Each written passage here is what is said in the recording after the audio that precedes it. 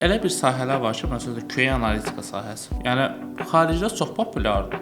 Yəni demək olar ki, bir çox şirkətlər, iri bir şirkətlər də var. Amma Azərbaycanda hələ QA analitika bir vakansiyası və ya da QA analitik görməmişəm. Amma halbuki yəni bu ayrıca bir sahədir. Bunun ayrıca bir sertifikatı var, yəni ISO 2-də. Və bir çox şirkətlər də belə baxanda, yəni vakansiyalar paylaşırlar da biz anlıqlarda QA manual və ya da ki, avtomatlaşdırma və tələblərə baxırsan, gəlib tələblərə baxanda görürsən ki, adamlar da hər bir şey yazıblar. Yəni 3-4 dənə proqramlaşdırma dilini bilməlidir, Java, C#, Python, Linux bilməlidir, SQL bilməlidir falan. Amma halbuki gəlirsən, vakansiyaya gəlirsən və tələblərə belə CV atsan, sən salı gəl baxsan görürsən ki, yəni olan heç birisi onlarda yox. Avtomatlaşdırma istəyir adamlar. Amma baxsan ki, avtomatlaşdırma, yəni nə iş avtomatlaşdırma, manual hissəsi belə yoxdur ki, yəni oturub deyəsən ki, yəni okeydə manual var və nəyisə avtomatlaşdırasan. Yəni yoxdur. Ona görə hal-hazırda Azərbaycanda belə deyim də, QA sahəsi var, amma ki bir o qədər də inkişaf eləmir xarici bazara nisbətən. Ona görə də yəni ümid eləyirəm ki və əlimdən gəldiyi qədər də bir növ belə deyək də, yəni biz QA-lər, düz əlbəttə ki mən tək deyirəm, yəni bazarda, yəni mənim özdə qrup yoldaşlarım da olub, kurs yoldaşlarım da var ki, hansı ki hal-hazırda çoxları lead, head, yəni QA-lərdir, müxtəlif şirkətlərdə çalışırlar. Əlimizdən gələn çalışırıq ki, yəni sırf Azərbaycanda QA inkişaf eləsin. Yəni gəlib bu xarici bazar səviyyəsinə gəlib çatsın. Yəni bir növ belə. İnşallah da gəlib çatar. Gəlib çatar inşallah.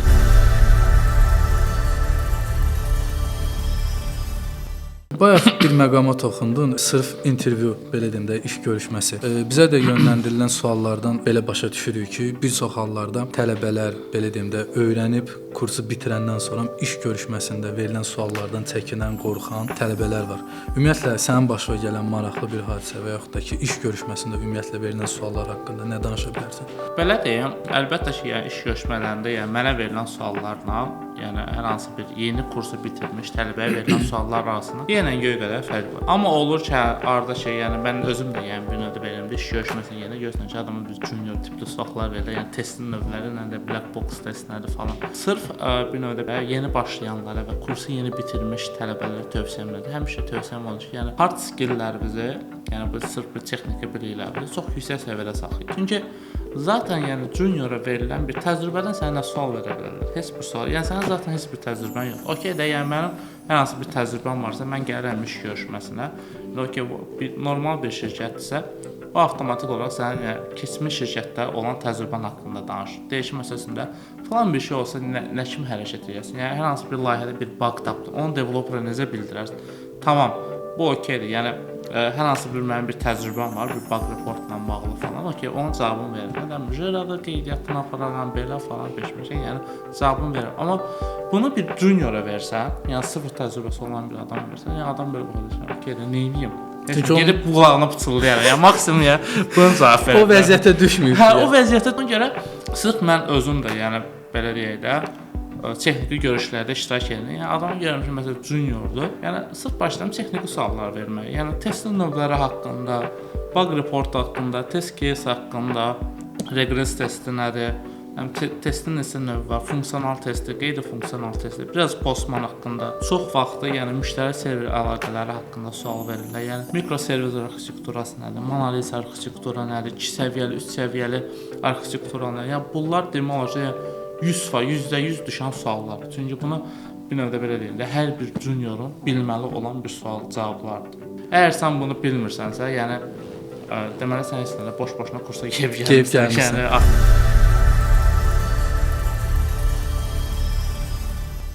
Emin, bir dənə də sualım var, sırf elə işlə bağlıdır.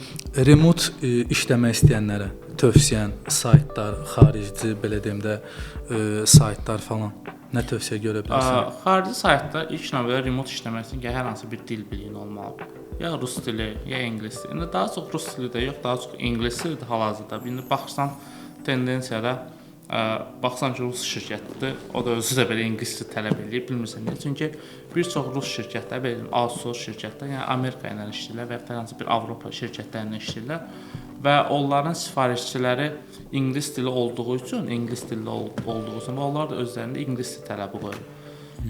Məsləhət görərdim ki, yeni başlayanlar ingilis dilini öyrənsinlər. Sayt olaraq da, yəni saytlar çoxdur. Geni var, XXRU var, yəni rus saytlarının bir növdə deyək. Amma ən idealı günü bu gün məsləhət görərdim ki, LinkedIn.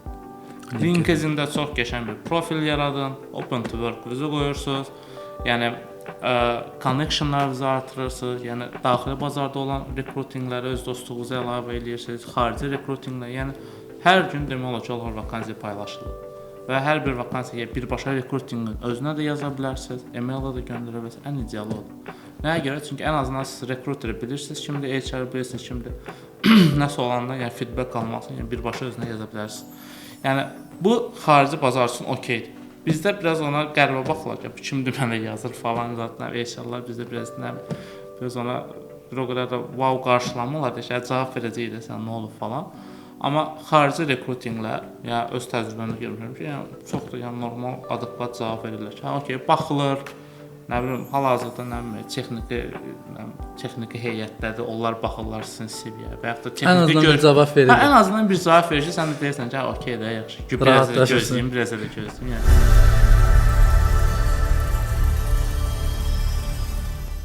Bir sualım da maaşla bağlı olacaq ki, QA-in Azərbaycanda və belə deyim, beynəlxalq bazarda standart və maksimum, belə deyim, minimum və maksimum maaşı hansı aralıqdadır?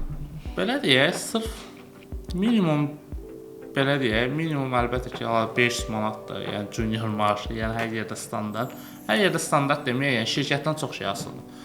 Yəni gedəcəyin şirkətdən çox şey asılıdır. Mən elə bir junior olub ki, məsələn, hansı bir şirkətə gedib, ona 1200 manat maaş veriblər, junior kimi başlayıb. Elə bir şirkət olub ki, məsələn, gedib 500 manat maaşla başlayıb, beləsi olub 800 manat maaşla başlayıb. Yəni şirkətdən şirkətə dəyişən bir şeydir. İnsandan insana dəyişən bir şeydir. Yəni sənin texniki biliklərindən də dəyişə bilər, şirkətdən də dəyişə bilər. Yəni Azərbaycanda standart bir şey yoxdur. Yəni deyim ki, sırf okeydir, kursu bitirdin, CV verdin, 800 manat maaş alacaqsan. Yox. Çünki şirkətdən şirkətə çox dəyişir.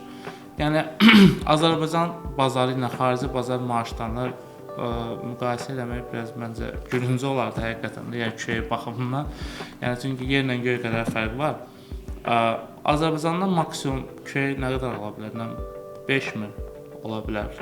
4000 ola bilər. Yəni maksimum 5000 ola bilər də. Yəni 5000, 5500. Yəni inanmıram ki, ondan yuxarı bir alan bir QA olar. 5000 də varsa, yəni wow, nə gözəl də. Yəni amma ki, yəni düşünürəm ki, yəni maksimumdur. Yəni mən bildiyim maksimumdur ən azından da. Yəni 5000 daha da çox var. Yəni hamıdan gəlib maaş soruşmamışam da açığı. Ona görə.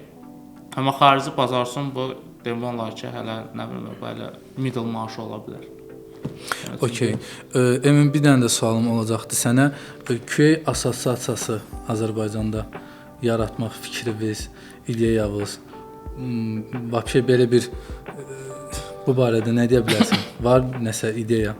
Əslində qruplar çoxdur. Məsələn ilk Mən çünki bu sualı nəyə görə verdim? Sizin bilirəm ki, yığıncağınız olmuşdu. Bəli. Xeyli bir adam da toplaşmışdı ora. Bəli. Bu yaxınlarda yəni bir QA event keçirdi. Yəni balaca da olsa, yəni sağ olsun, yəni dostlar gəlmişdi, yəni QA əməkdaşlar. Bəzilərini tanıyırdım, bəzilərini orada tanış oldum. Çox yaxşı bir təşəbbüsdür, açığı. Nəyə görə? Çünki Azərbaycanda QA sahəsi getdikcə böyüdür. Yəni getdikcə böyüyür. Yəni bir-birimizi tanımaq daha yaxşı olardı. Ən azından bir-birimizə düşmən deyilik. Yəni bilirsən ki, məsələn, filankəs Kapital Bankda kimsə işləyir. Nəsə belə deyim də, vakansiya olanda ona müraciət edə bilərsən və yaxud da ki, o sənin şirkətində vakansiya olanda o sənə deyə bilərsən ki, bizdə vakansiya var, gəlməlisən. Ən azından belə deyək də, əyani də olsa kommunikasiyada belə. Hə, qiyabi də olsa tanışlığın var da bir növdə belə. Amma hal-hazırda QA Community in Azərbaycan var, Telegram qrupumuz var. Fərhad bəylə, yəni o qrupu hazırlamışdıq. Düzdür, çox təəssüflər olsun ki, artıq Fərhad bəy aramızda yoxdur. Allah rəhmət eləsin. Allah ölənlərimizə rəhmət.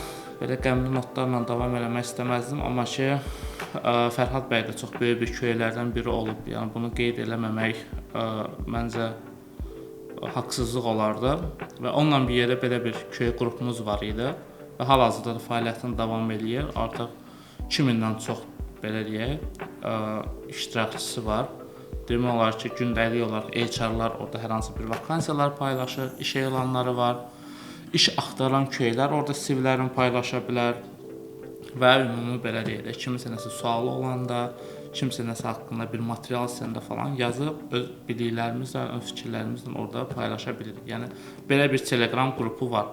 Və artıq LinkedIn-də də mənim və bir neçə belə deyim də dostlarım belə deyək də qrupları var ki, Köy Azərbaycan qrupları var ki, onlarda da müxtəlif belə deyim də əməkdaşlar var. Amma sırf belə deyək də qlobal bir köy qrupu ki, hansı ki, orada bütün köylər var. Çox təəssüf olsun ki, hələ bir qrup yoxdur. Hal-hazırda köy qruplarının ən böyük köyü Azərbaycan.